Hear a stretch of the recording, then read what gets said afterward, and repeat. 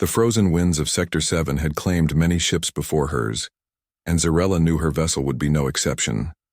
As the life support systems failed one by one, she was Calarian, a species known across the galaxy for their resilience and tactical brilliance, but even her kind could not survive the absolute zero temperatures that now crept through the hull of her scout ship.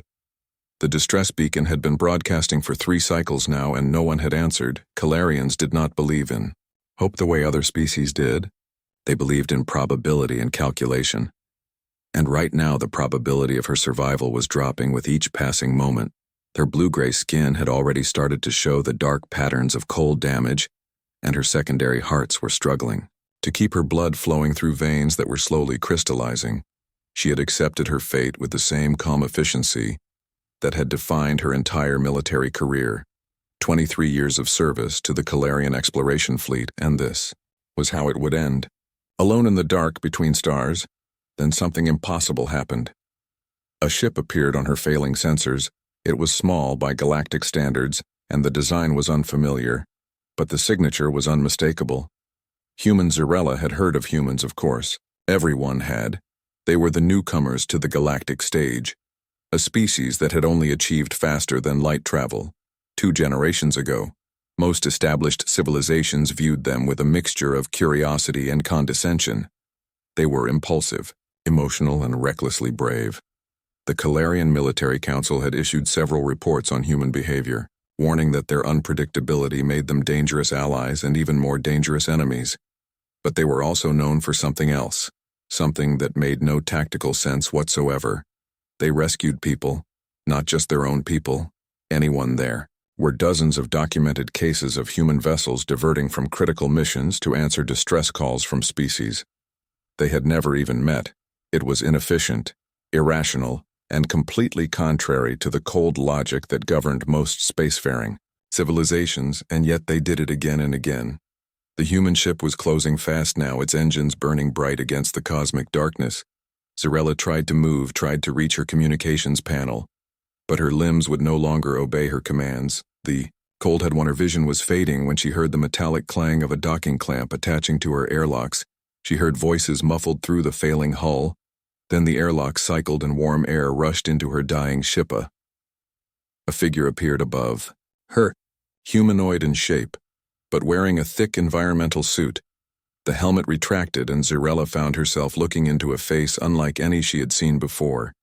It was a human female with dark brown skin and eyes that held an intensity that reminded Zarella of her own people. But there was something else in those eyes, something warm concern. The human said something in her native language which Zarella's translator was too damaged to process, but the intent was clear. You are not dying here, not today. Strong arms lifted her carefully, and Zarella felt herself being carried through the airlock into the human vessel. The warmth was almost painful against her frozen skin. She was placed on a medical table, and suddenly there were hands everywhere working with a speed and efficiency that impressed even her tactical mind. The human female who had carried her was barking orders to 2 others. One was a male with light skin and red hair, who was already running some kind of medical scanner over her body. The other was another female with tan skin and black hair pulled back in a tight formation. They moved like a military unit, each knowing their role without needing to be told. The translator in the human ship was better than hers, and after a moment she began to understand their words. Her core temperature is critical, the red-haired male said. We need to warm her slowly or we will cause cellular damage. I know that. Greg, the first female, snapped back. Get the thermal blankets and prep the nanite infusion. On it, boss. The dark-skinned female leaned over Zarella, and those intense eyes locked. On to hers. My name is Commander Lauren Hayes, she said slowly as if speaking to a child. You are safe now. We are going to help you, but I need you to stay with me.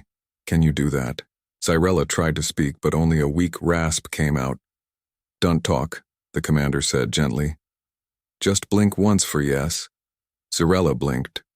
Good, the commander smiled, and it was such a genuine expression of relief that Zarella felt something shift in her chest.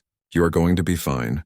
Humans are very good at being stubborn, and right now I am too stubborn to let you die. It was an illogical statement. Zarella's survival had nothing to do with the commander's stubbornness and everything to do with medical capability and available resources, and yet somehow the words were comforting. The next several hours were a blur of warmth and pain and voices. The humans worked on her with a dedication that bordered on obsessive. Greg, the medical officer, used technology that Zarella recognized as being at least 50 years behind Calarian standards, and yet he applied it with such skill that the gap hardly mattered. The other female, whose name was Michelle, kept monitoring her vital signs and adjusting the treatment protocols with quick, precise movements, and Commander Hayes never left her side. She stood at the head of the medical table, one hand resting near Zarella's shoulder, not quite touching, but close enough that Zarella could feel the warmth radiating from her skin. Every time Zarella's eyes began to close, the commander would speak. "Stay with me," she would say. "Tell me about your ship. Tell me about your home." Zarella did not have the strength to answer, but the questions kept her focused, kept her fighting. Finally, after what felt like an eternity, Greg stepped back and let out a long breath. "She is stable," he announced. "Core temperature is back within acceptable range for her species, and the cellular damage is minimal." "I told you," Michelle said with a grin. "Commander Hayes does not lose people." The commander finally looked away from Zarella to address her crew. "Good work. Both of you. Get some rest. It'll take first watch, boss. You have been up for 30 hours, Greg protested. "And I will be up for 30 more if I need to be," the commander replied in a tone that allowed no argument. Gothe left, and suddenly it was just Zarella and the commander in the quiet medical bay. The human pulled up a chair and sat down, her movements betraying her exhaustion. Zarella's translator had fully integrated with the ship's systems now, and her voice was weak but functional. Why she managed to ask, the commander looked at her with those intense eyes. "Why did we save you?" the commander asked. Zarella blinked once. "Because it is what we do," the commander said simply. "Because you were in trouble and we could help." "It is inefficient," Zarella whispered. "You risked your ship, your crew, yes." The commander agreed without hesitation. For a stranger. Especially for a stranger, the commander leaned back in her chair. "Look, I know how you Calarians think. I have read the reports. You calculate odds and probabilities and make decisions based on logic." Zarella said nothing because it was true. But sometimes, the commander continued, "the most important things we do are the things that make no sense on paper. Sometimes you save someone just because they need saving." "You believe in hope," Zarella said, and it was not a question. The commander smiled. That same genuine smile. "We believe in people," she said, "all people, even the ones we just met." Zarella felt her secondary hearts flutter in a way that had nothing to do with her injuries. Over the next several days, as her body slowly healed, Zarella observed the human crew with the analytical mind that had made her an excellent scout. There were only 12 humans on the vessel, which they called the Pathfinder. It was a long-range exploration ship, not a warship, though it had enough armaments to defend itself if necessary. Commander Hayes ran her crew with a firm but fair hand. She was quick to praise and quick to correct, but Zarella never once heard her raise her voice in anger. The crew clearly respected her, and more than that, they trusted her. Greg, the medical officer, was brilliant despite working with outdated equipment.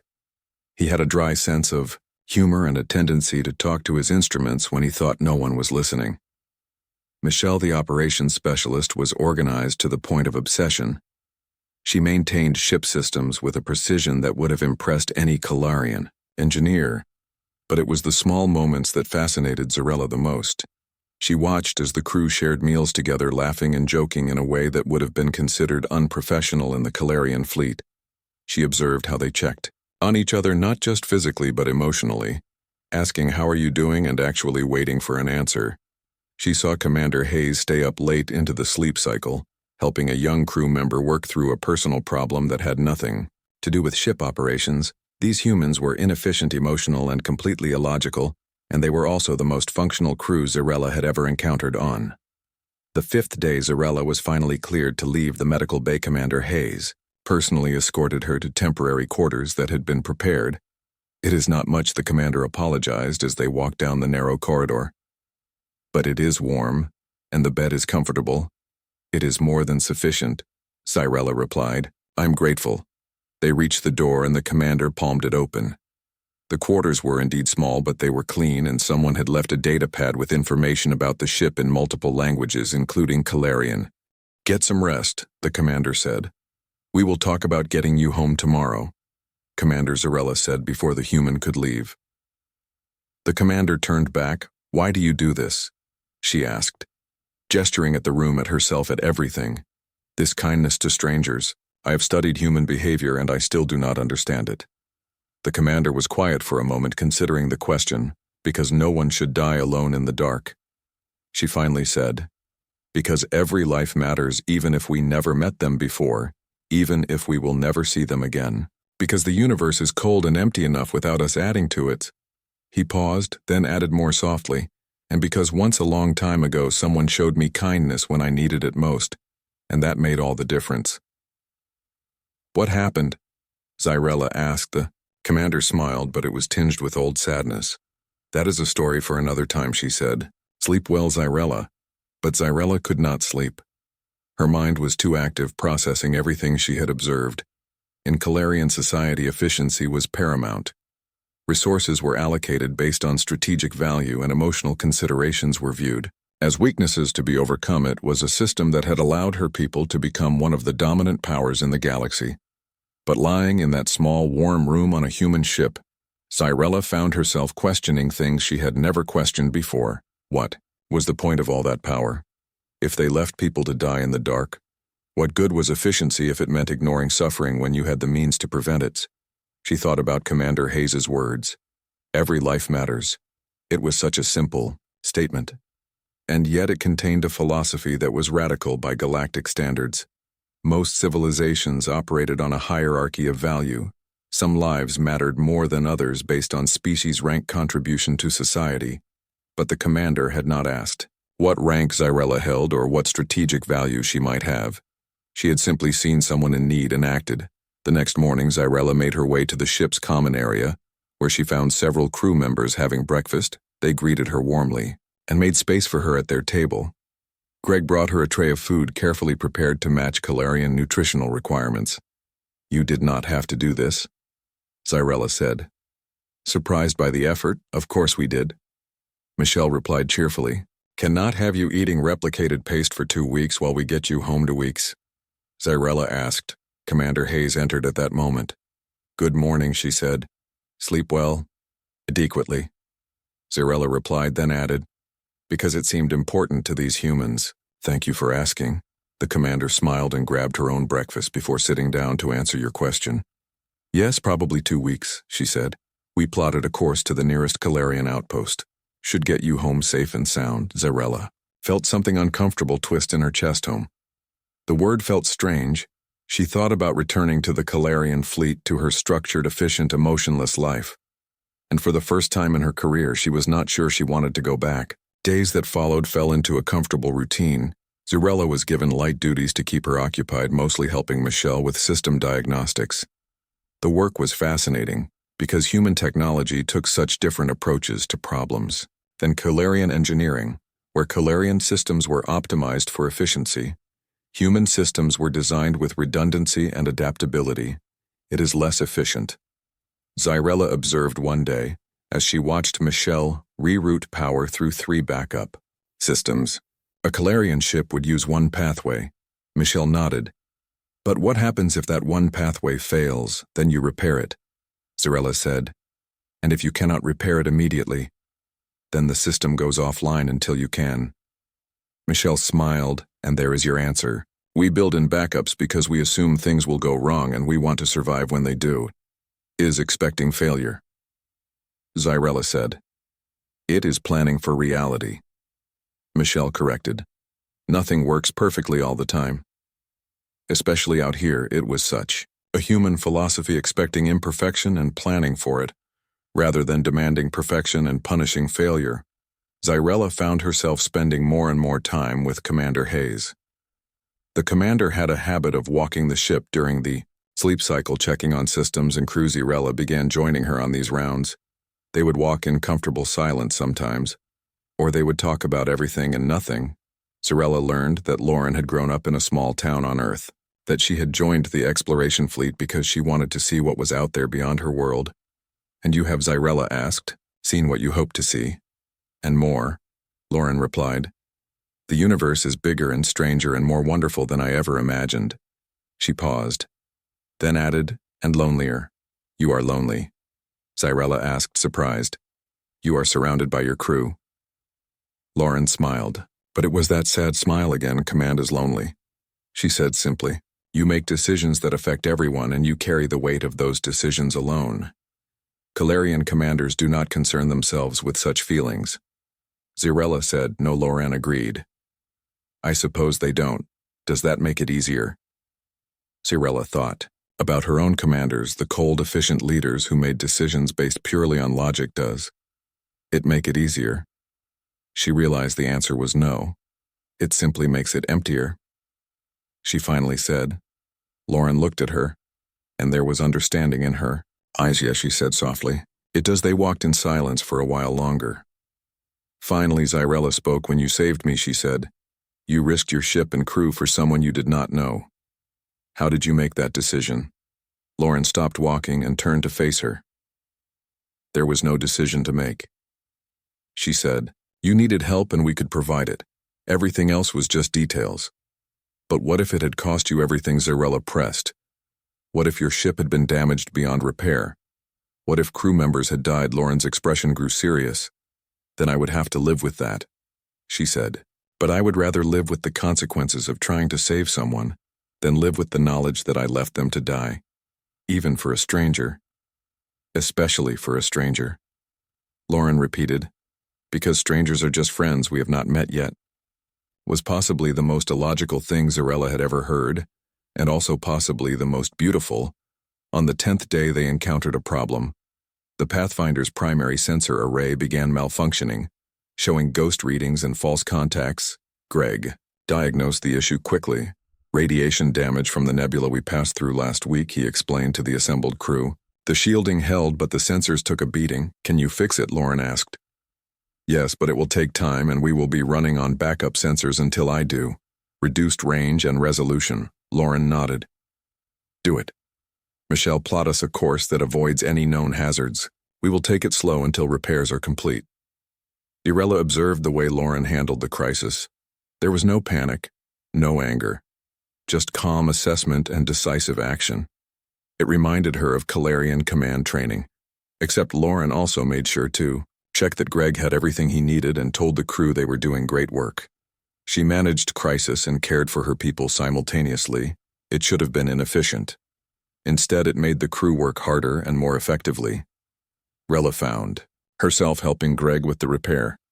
Sure, Calarian technical training was more advanced and she was able to identify solutions that Greg's human engineering had not considered.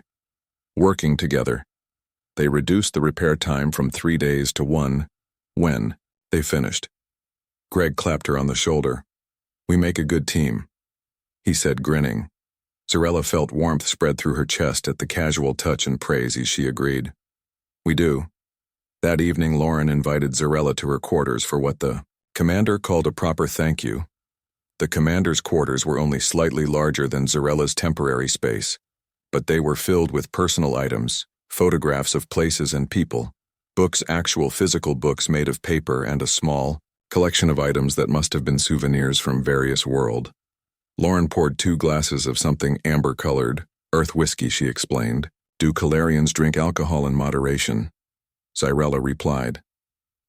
Accepting the glass, Lauren raised hers in a gesture Zyrella had learned was called a toast. To new friends, she said. Zyrella clinked her glass against Lauren's and took a careful sip. The liquid burned going down but left a pleasant warmth. They sat in comfortable silence for a while. Finally, Lauren spoke. We will reach the Calarian outpost in 3 days, she said. I have already sent word ahead. They are preparing to receive you. Zyrella nodded but said nothing. Are you okay? Lauren asked. Yes, Zyrella replied automatically, then reconsidered. No, Lauren waited.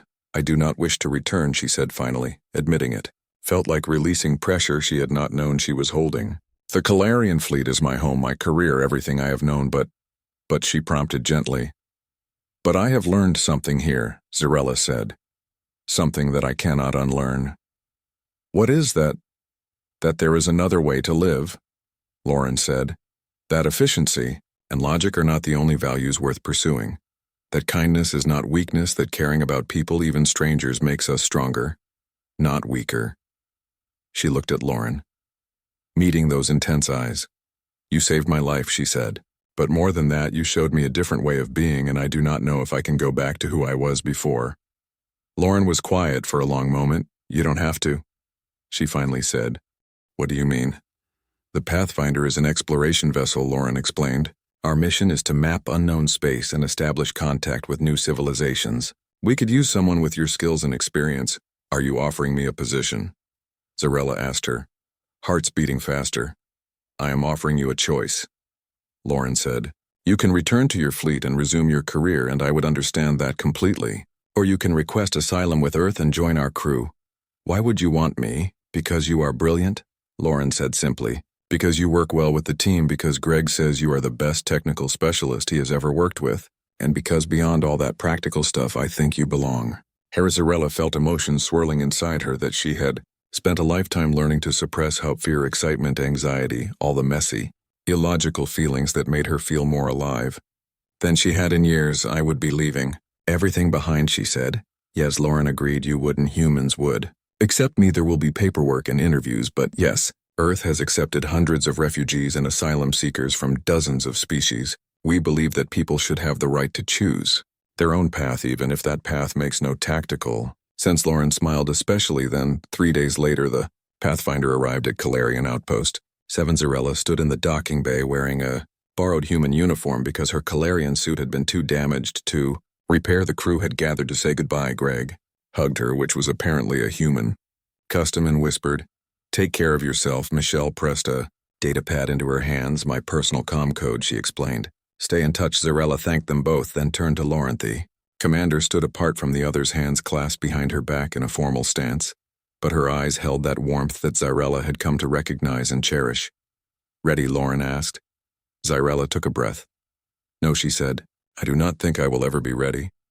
Lauren tilted her head, confused. Ready to leave, she meant. I am not leaving, Zarella said clearly so the whole crew could hear.